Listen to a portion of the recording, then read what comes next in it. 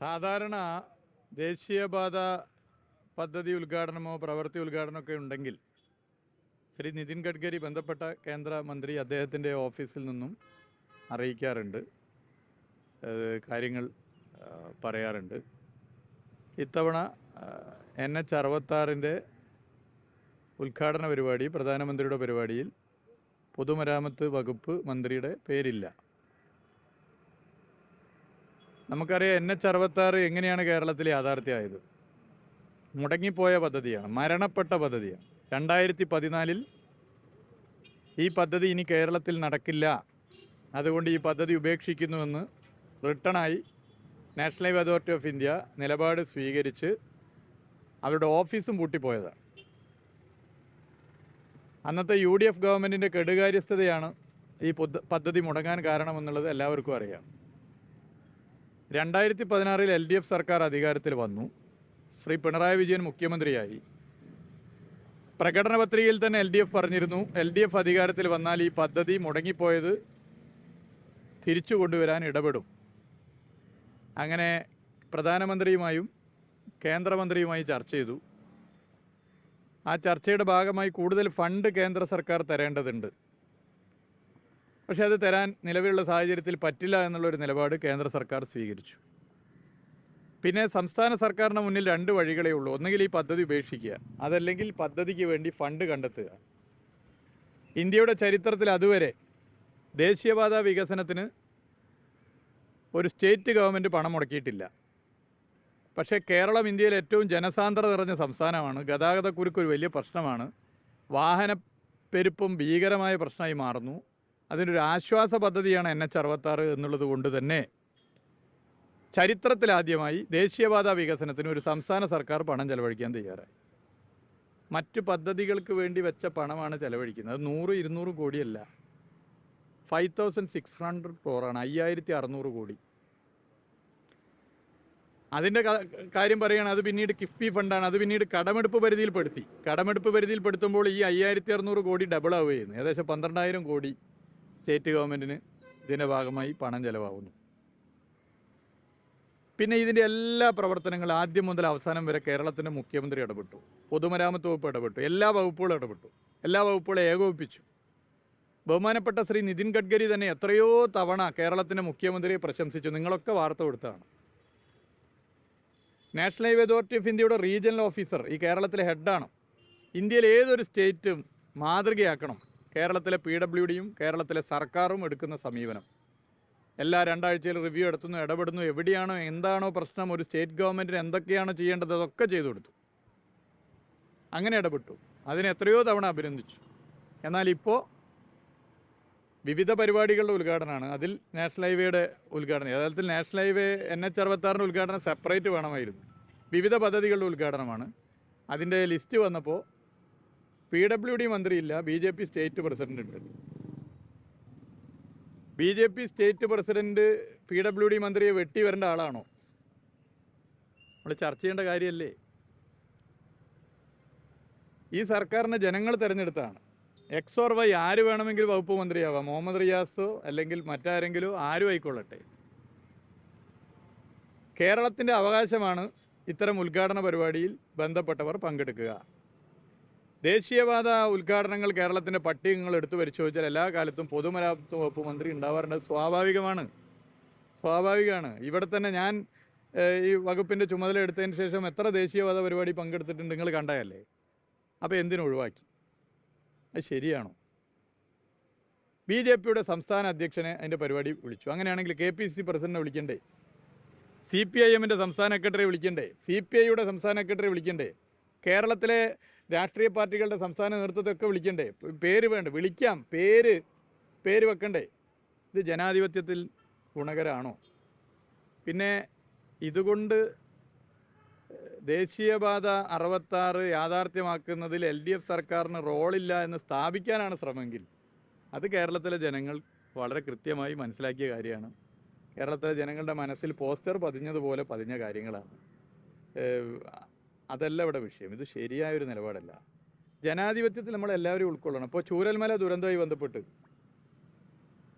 വീട് വെച്ചു കൊടുത്ത പദ്ധതി, ആ പദ്ധതി ചില കാര്യങ്ങൾ ചില വിവാദം ഉണ്ടായി. അതിൽ ഉദ്ഘാടനം മുഖ്യമന്ത്രിയാണ്, അധ്യക്ഷ പ്രസംഗം റവന്യൂ മന്ത്രിയാണ്. പിന്നെ ഞങ്ങൾ 3 മന്ത്രിമാരുണ്ട് അവിടെ. ഇതിൻ്റെ ഭാഗമായി ചുമതലയെടുത്ത് പ്രവർത്തിച്ച 3 പേർ. ഞങ്ങൾ അവിടെ നിശ്ചയിച്ചു, ആലോചിച്ചു, ജില്ലയിലെ മന്ത്രി, വയനാട് ജില്ലയിലെ മന്ത്രിയായ കേളു മിനിസ്റ്റർ സംസാരിച്ചാൽ മതി, ഞാനും ശശീന്ദ്രൻ മിനിസ്റ്റർ സംസാരിക്കുന്നില്ല. പക്ഷേ അവിടുത്തെ MLA സംസാരിപ്പിക്കണം. MLA UDF ആണ്. വേണമെങ്കിൽ ഞങ്ങൾക്കൊരു തീരുമാനം എടുക്കാം, 2 മന്ത്രിമാരും MLAയും സംസാരിക്കുന്നില്ല, ആർക്കൊരു ഒന്നും പറയാൻ പറ്റില്ല. മന്ത്രിമാർ സംസാരിക്കാത്തടുത്ത് MLA വേണോ എന്നൊക്കെ വേണമെങ്കിൽ ആലോചിച്ച് തീരുമാനിക്കുക. പക്ഷേ അവിടുന്ന് ഞങ്ങൾ ആലോചിച്ചത് MLA വേണം, സ്ഥല MLA ആണ്. സ്ഥല MLAക്ക് ഒരു ബഹുമാനം കൊടുക്കുക, അത് രാഷ്ട്രീയമല്ല. ഇതാണ് ഞങ്ങളെടുത്ത സമീപനം. അപ്പോൾ ഇതിലൊക്കെ അങ്ങനത്തെ സമീപനമാണ് സ്വീകരിക്കേണ്ടത്. അതിന് പകരം പൊതുമരാമത്ത് വകുപ്പ് മന്ത്രിയെ വെട്ടി പകരം BJP സംസ്ഥാന പ്രസിഡന്റിൻ്റെ പേര് വരിക എന്നൊക്കെ പറഞ്ഞാൽ അത് ഗുണകരമാണോ? ഇത് പൊതുമരാമത്ത് വകുപ്പിനെയോ സർക്കാരിനെ അപമാനിച്ചതല്ല, കേരളത്തെ അപമാനിക്കുന്നത്. കേരളത്തെ അപമാനിക്കുന്ന ഒരു നിലപാടായിപ്പോയി.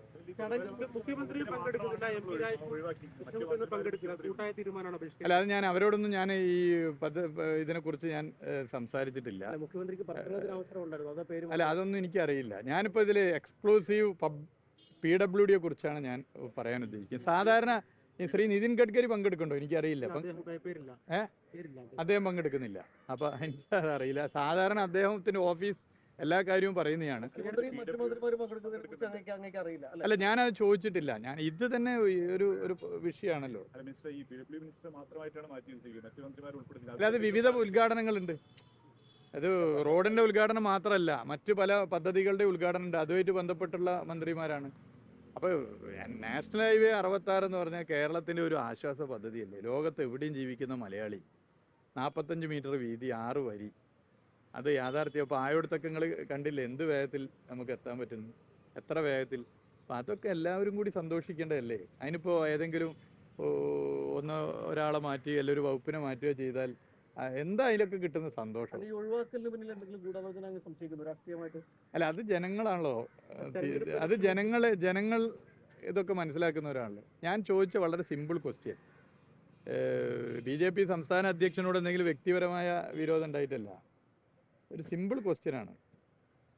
ഇങ്ങനെ ഒരു പരിപാടിയിൽ BJP സംസ്ഥാന അധ്യക്ഷൻ്റെ പേര് വെച്ച് മാത്രം വിളിക്കുന്നത് ശരിയാണോ? സ്റ്റേറ്റ് ഗവൺമെൻറ്റിൻ്റെ നിരവധി ഉദ്ഘാടനങ്ങളുണ്ട്. ഗോവിന്ദ മാഷ്, അദ്ദേഹം MLA കൂടിയാണ്. ഗോവിന്ദ മാഷ് ഇപ്പോൾ തുരങ്കപാത, അതല്ലെങ്കിൽ ഇപ്പോൾ ആലപ്പുഴയിൽ നമ്മളെ പാലം, അല്ലെങ്കിൽ അമ്പൂരി പാലം, ഇതിൻ്റെയൊക്കെ ഉദ്ഘാടനത്തിൽ ഗോവിന്ദ മാഷ് മാത്രം ക്ഷണിച്ചാൽ നിങ്ങൾ വിടുമോ? വിടാൻ പാടില്ല. നിങ്ങൾ മാധ്യമങ്ങൾ അത് ഒഴിവാക്കാൻ പാടില്ല. ശക്തമായി സംസ്ഥാന സർക്കാരിനെ വിമർശിക്കണം. അല്ലെങ്കിൽ ബിനോയ് വിശ്വത്തെയും ഗോവിന്ദ മാഷെയും മാത്രം വിളിച്ചാൽ ശരിയാണോ? അങ്ങനെ ചെയ്യുന്നുണ്ടോ? ചെയ്യുന്നില്ലല്ലോ. അങ്ങനെ ചെയ്യാൻ പാടില്ലല്ലോ. അപ്പോൾ ഇത് ശരിയാണോ? നിങ്ങൾ വളരെ സീരിയസ് ആയിട്ട് എടുക്കേണ്ട വിഷയമാണ് ഇത്. ഏതെങ്കിലും ഒരു മുഹമ്മദ് റിയാസിനെയോ അല്ലെങ്കിൽ ഒരു പൊതുമരാമത്ത് വകുപ്പ് മന്ത്രിയോ അപമാനിക്കലല്ല, കേരളത്തെ അപമാനിക്കലാണ്. പക്ഷേ റെസ്പോൺസിബിലിറ്റി മൊത്തം താങ്കൾക്കായിരുന്നു പോലായിരുന്നു അല്ലേ? ഈ എവിടെയെങ്കിലും ഇടിഞ്ഞു പോവുക അല്ലെങ്കിൽ നിർമ്മാണത്തിന് എന്തെങ്കിലും പാകപ്പെടുന്നുണ്ടായിരുന്നു, റിയാസ് ഉത്തരം പറയണമെന്നാണ് BJP ഒക്കെ ആവശ്യപ്പെട്ടിരുന്നത്. അത് ഉദ്ഘാടനം വന്നപ്പോൾ അല്ല, അതിലൊന്നും ഞാൻ മറുപടി പറയുന്നത്. അതിലേക്കൊന്നും അതൊക്കെ ജനങ്ങൾ മനസ്സിലാക്കുന്നതാണല്ലോ, ജനങ്ങൾ അറിയുന്ന കാര്യങ്ങളാണല്ലോ. ഇപ്പോൾ ഇന്ന് ഉദ്ഘാടനം ചെയ്യപ്പെടുന്ന കോഴിക്കോട് ബൈപ്പാസ്, നിങ്ങൾ പലരും അന്നും ഈ ജില്ലയിൽ വർക്ക് ചെയ്തവരല്ലേ. ആ ബൈപ്പാസിൻ്റെ സ്ഥിതി എന്തായിരുന്നു? എങ്ങനെയാണ്? കരാറുകാരൻ ആരാന്ന് പോലും അറിയാതെ അതിൽ അന്നത്തെ ജില്ലാ കലക്ടറും ഞങ്ങളൊക്കെ എടുത്തൊരു എഫേർട്ടില്ലേ. എത്ര തവണ ഇടപെട്ടിട്ടാണ് അത് പരിഹരിച്ചത്. അപ്പോൾ അതുകൊണ്ട് അതിൻ്റെ ഉദ്ഘാടനത്തിന് വിളിച്ചിട്ടില്ലെങ്കിൽ ആകെ ജനങ്ങളെ മനസ്സിൽ നിന്ന് പോയോ? ജനങ്ങളെ മനസ്സിൽ നിന്ന് പോകുന്ന ഒരു സ്ഥിതി അതിലേക്ക് വരുമോ? അത് ന്യായമാണോ? അതാണ് പ്രശ്നം. ജനാധിപത്യത്തിന് ഇത് ഗുണമാണോ? അല്ല, അതൊക്കെ ജനങ്ങൾ ചർച്ച ചെയ്യേണ്ട കാര്യമാണ്. ഇത് ഒരു ആദ്യത്തെ സംഭവമല്ല. മുമ്പ് വിഴിഞ്ഞം ഉദ്ഘാടന പരിപാടിയിൽ ഇതുപോലൊരു സംഭവം ഉണ്ടായെന്ന് ഞങ്ങളൊക്കെ സദസ്സിൽ. അതിൽ ഞങ്ങൾക്ക് ആർക്കും പരാതിയില്ല. കാരണം എല്ലാ സ്റ്റേറ്റ് മന്ത്രിമാരും വേദിയിലിരിക്കേണ്ട, ബന്ധപ്പെട്ട ചുമതലയുള്ള മന്ത്രിമാർ ഇരുന്നാൽ മതി. അത് അന്ന് പറയുകയും ചെയ്തിട്ടുണ്ട്. പക്ഷേ ഇദ്ദേഹം എങ്ങനെ അവിടെ ഇരുന്നു? BJP സ്റ്റേറ്റ് പ്രസിഡന്റ് അവിടെ എന്താണ് റോൾ എന്ന ചോദ്യം അന്ന് ഉന്നയിച്ചിരുന്നു.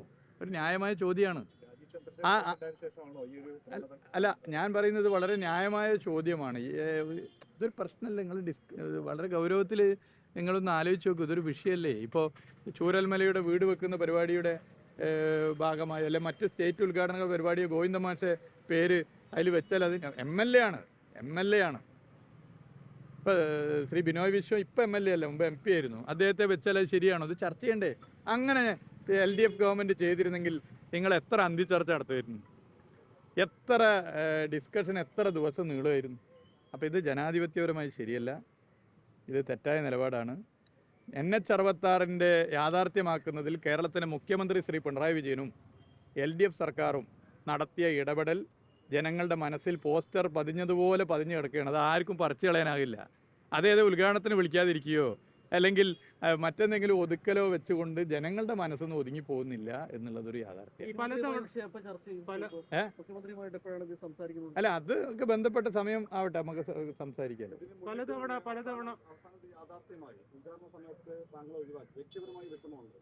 ഇതിൽ വ്യക്തിപരമല്ലല്ലോ എന്ന്, ഇതിൽ വ്യക്തിപരമില്ല. ഞാൻ ഇപ്പോൾ പറഞ്ഞുതരാം, ഇതൊരു വ്യക്തിപരമായ വിഷയമല്ല. ഇതിൽ ഒരു കാര്യം ഞാൻ പറഞ്ഞുതരാം. ഇതിൽ പൊതുമരാമത്ത് വകുപ്പും LDF സർക്കാരും NH-66 ഫണ്ട് ചെലവഴിക്കുക മാത്രമല്ല, ഇടപെട്ട രീതികളുണ്ട്. ഇടപെട്ട രീതി ഇതേ NH-66 മറ്റ് സ്റ്റേറ്റിൽ സ്ലോ ആയി, ഒച്ചിൻ്റെ വേഗത്തിലാണ്, ഇവിടെ വേഗത്തിലാണ് ദേശീയ മാധ്യമങ്ങൾ റിപ്പോർട്ട് ചെയ്തില്ലേ? ഇതൊക്കെ ജനങ്ങൾ കാണുന്നുണ്ട്, ജനങ്ങൾ മനസ്സിലാക്കുന്നുണ്ട്. നിതിൻ ഗഡ്കരി പലതവണ സംസ്ഥാന സർക്കാരിനെ താങ്കളെ അഭിനന്ദിച്ചിട്ടുണ്ട്. അപ്പോൾ അദ്ദേഹം ചടങ്ങ് പങ്കെടുക്കുന്നില്ല. അദ്ദേഹത്തെങ്കിലും താങ്കളെ പറ്റി അറിയിക്കുക, അങ്ങനെ അല്ല, എനിക്കത് എന്താണ് അതിൻ്റെ ശ്രീ നിതിൻ ഗഡ്കരി എന്തുകൊണ്ട് ഈ പരിപാടിയിൽ പങ്കെടുക്കുന്നില്ല എന്ന് എനിക്കറിയില്ല. കാരണം അദ്ദേഹം ഈ NH-66 യാഥാർത്ഥ്യമാക്കാൻ ഈ 5 കൊല്ലം ഞങ്ങളുമായി ഏറ്റവും അധികം കണക്ട് ചെയ്ത ഒരു വ്യക്തിയാണ്. അപ്പോൾ യഥാർത്ഥത്തിൽ അദ്ദേഹം ഈ പരിപാടിയിൽ പങ്കെടുക്കേണ്ടതായിരുന്നു. എന്താണെന്ന് എനിക്കറിയില്ല. അദ്ദേഹം ഇതിൻ്റെ ഓരോ മൈന്യൂട്ട് വിഷയങ്ങളിലും ഞങ്ങൾ ഡിസ്കഷൻ നടത്താറുണ്ട്. വളരെ പോസിറ്റീവായ നിലപാട് അദ്ദേഹം സ്വീകരിക്കാറുണ്ട്. ഞങ്ങളെ തുറന്നു പറഞ്ഞിട്ടുമുണ്ട്. അല്ല, അങ്ങനെ വേറെ ഒരു പ്രതിഷേധം ഒന്നും പ്രകടിപ്പിച്ച് പോകാൻ ഇത് അല്ല. ഞാൻ പറയുന്നത് ഇത് ബാക്കി ജനങ്ങൾ ചർച്ച ചെയ്ത് പോകേണ്ട വിഷയങ്ങളാണ്. ജനങ്ങൾ ചർച്ച ചെയ്ത് പോട്ടെ. അല്ല, ഇതിന്റെ ലിസ്റ്റ് വന്നത് ഇപ്പോഴല്ലേ നമുക്ക് കിട്ടിയത്. കേന്ദ്ര സർക്കാരിനെ ഔദ്യോഗികമായി അറിയിക്കുന്നു ഈ ഒരു വിഷയം ഇങ്ങനെ സംഭവിച്ചു. അല്ല, അത് ഇപ്പോൾ ഈ BJP സ്റ്റേറ്റ് പ്രസിഡന്റ് ഉദ്ഘാടന പരിപാടിയിൽ സ്റ്റേജിലിരിക്കുന്നത് നേരത്തെ തന്നെ ചർച്ച ചെയ്തതും അതിൻ്റെ കാര്യങ്ങളൊക്കെ അറിയുന്നവരാണല്ലോ പിന്നെയും ഇടുന്നത്. അപ്പോൾ അത് അല്ല, അത് ബാക്കി നമ്മൾ കൂട്ടായി ചർച്ച ചെയ്തിട്ട് ആലോചിക്കേണ്ട കാര്യങ്ങളാണ്. നമ്മളിപ്പോൾ അതിൽ പറഞ്ഞിട്ട് ഉദ്ഘാടനം അതിൻ്റെ വഴിക്ക് നടക്കട്ടെ, കാര്യങ്ങൾ നടക്കട്ടെ. പക്ഷെ അതുകൊണ്ടൊന്നും ജനങ്ങളുടെ മനസ്സിൽ ഇതിനെക്കുറിച്ചുള്ള ചിത്രം വായിക്കാനാകില്ല. അപ്പോൾ ഇതൊക്കെ തന്നെയാണ് പൊതുവെ ആളുകൾ ചർച്ച ചെയ്യുന്നത്. നമ്മൾ ജനാധിപത്യത്തിൽ ചില മര്യാദകൾ പാലിക്കണം. ആ മര്യാദകൾ പാലിക്കാതെ പോകുന്നതിൻ്റെ പ്രശ്നമാണ്. എന്തായാലും പൊതുവെ ഇത് കേരളത്തോടുള്ള അപമാനമായി കാണേണ്ട വിഷയം. ലോകത്തെവിടെയായാലും ഏത് സമയത്തും 24 വാർത്തകളും ഓഗ്മെന്റഡ് റിയാലിറ്റി പാക്കേജുകളും എക്സ്പ്ലെയിനറുകളും വിശദമായി കാണാൻ ഞങ്ങളുടെ YouTube ചാനൽ നിങ്ങൾക്ക് സബ്സ്ക്രൈബ് ചെയ്യാം.